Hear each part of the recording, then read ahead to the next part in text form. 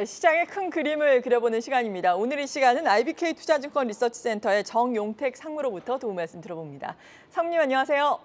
예, 안녕하십니까. 네, 어제 시장 분위기를 보자면 이대로 오름세가 이어갈 수 있겠다라는 그런 투자 심리가 확산이 됐었는데 오늘 아침에는 약간은 좀 우려스러웠거든요. 그나마 다행인 것이 낙폭을 줄여가고 있는 양대 시장입니다. 앞으로의 방향성에 대한 판단은 어떻습니까?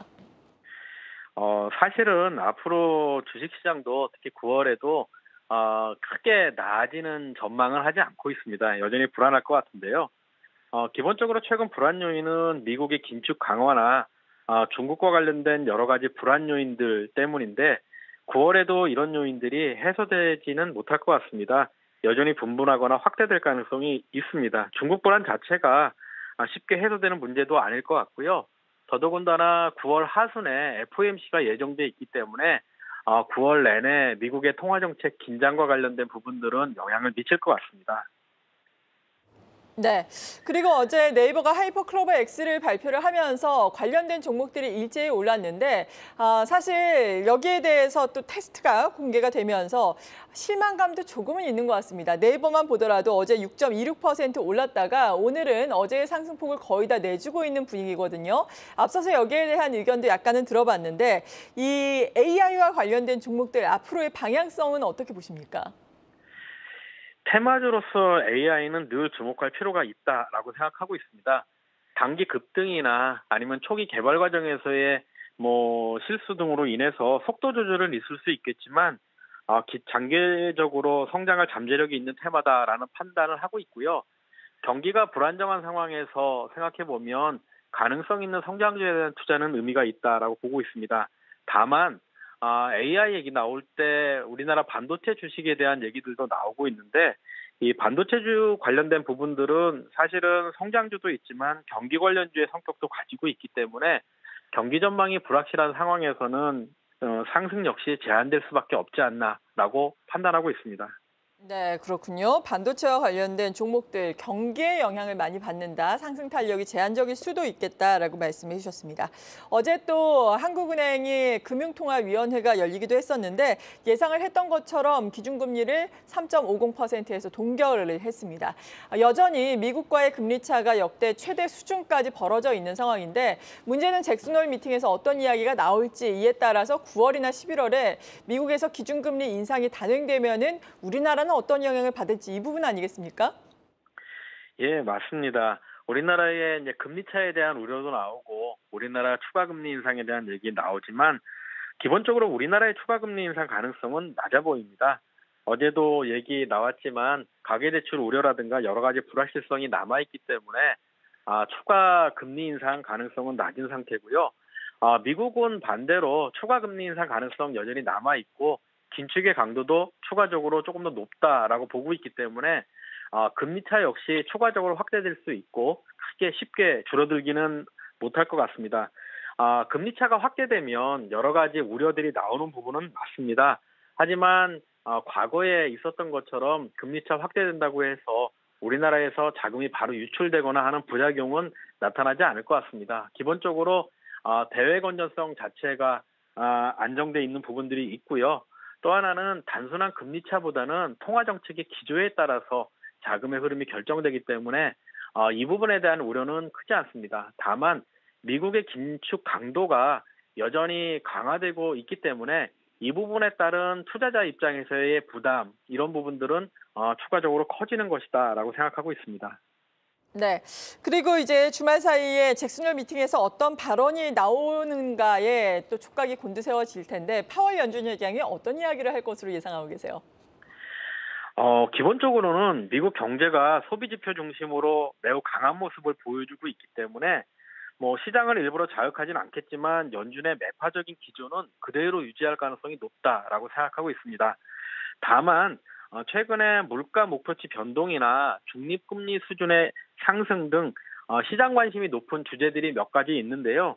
이런 부분들은 논란을 자극할 수 있기 때문에 시장에서는 이 부분에 대한 기대가 좀 있겠지만 이런 주제들은 피하지 않을까라고 생각하고 있습니다. 네. 그리고 지난 수요일장 미국 증시에서는 미국의 국채 금리가 좀 하락하는 양상을 나타냈는데 목요일장 간밤에 미국에서는 또다시 오름세를 나타냈습니다. 달러화에 대한 원화 환율도 어제 17원 넘게 급락을 했다가 오늘은 또 5원 넘게 상승을 하고 있는 분위기인데 이런 추세는 어떻겠습니까? 기본적으로는 기술적 반응으로 판단을 하고 있고요.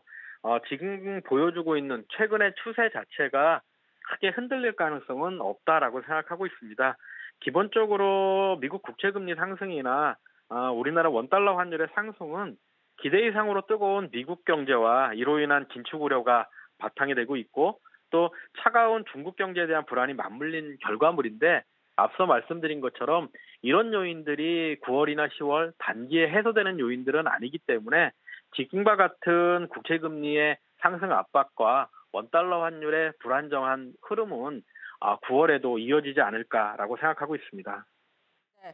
이런 가운데 워낙에 주도주도 좀 부재한 상황에서 테마주 장세가 이어지다 보니까 중심을 잡기가 상당히 어려운 시장입니다. 어떤 전략이 필요하다고 보십니까? 사실은 경제 환경이 굉장히 불투명하다라고 보고 있기 때문에 저희 같은 경우에는 기본적으로 보수적인 시각 유지하고 있습니다. 자산 측면에서 보면은 위험 자산보다는 안전 자산에 대한 비중을 여전히 늘리는 쪽이 더 필요하다라고 생각합니다. 특히 어제 한국은행에서 경제 전망 발표하는 것 보면 내년도 성장률에 대한 기대치를 조금 낮추고 있고 특히 이런 불확실성을 반영해서인지 대안 시나리오를 여러 가지 내놓고 있는 것처럼 환경 자체가 매크로 환경 자체가 투자자들이 생각하는 것보다는 상당히 높은 불확실성 하에 있다라는 생각입니다. 그렇기 때문에 주식시장에서도 지나치게 경기 민감주나 아니면 무분별하게 테마주를 그냥 쫓아가는 것보다는 차라리 연말로 갈수록 배당주라든가 이런 조금 더 안정적인 수익이 기대되는 쪽으로 투자 자산을 몰아가는 것이 유리하지 않을까 생각하고 있습니다. 네. 그리고 중국발 악재에 대해서는 어떤 평가 가지고 계신지 궁금하거든요. 일단 중국에서 부양책을 내놓고 있고 환율도 방어하려고 애는 쓰고 있지만 시장의 기대감을 충족시키지는 못하고 있는 상황입니다. 중국 증시도 여전히 안 좋은 상황인데 그럼에도 불구하고 예전에 비해서는 중국이 이머징 시장에 미치는 영향이 상대적으로 줄어들었다.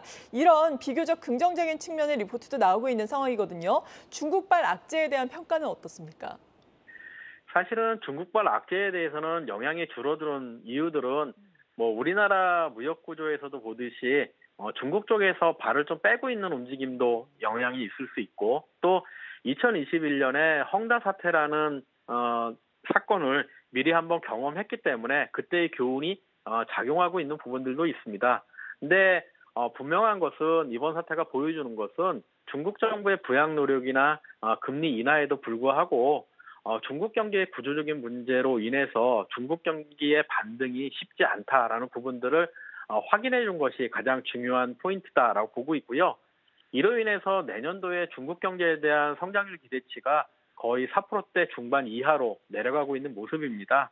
그렇기 때문에 중국 이슈에 대해서는 당장에 금융위기나 시스템 위기 이런 부분으로 흘러가지 않다고 하더라도 계속해서 투자하는 데는 부담으로 남아있고 경계심을 유지해야 할 필요가 있다라고 생각하고 있습니다. 네, 그렇군요. 미치는 영향도는 줄어들었지만 여전히 중국과 관련해서는 경계심을 유지를 해야 한다라고 말씀해 주셨습니다. 지금까지 IBK 투자증권 리서치센터의 정용택 상무였습니다. 감사합니다. 예, 감사합니다.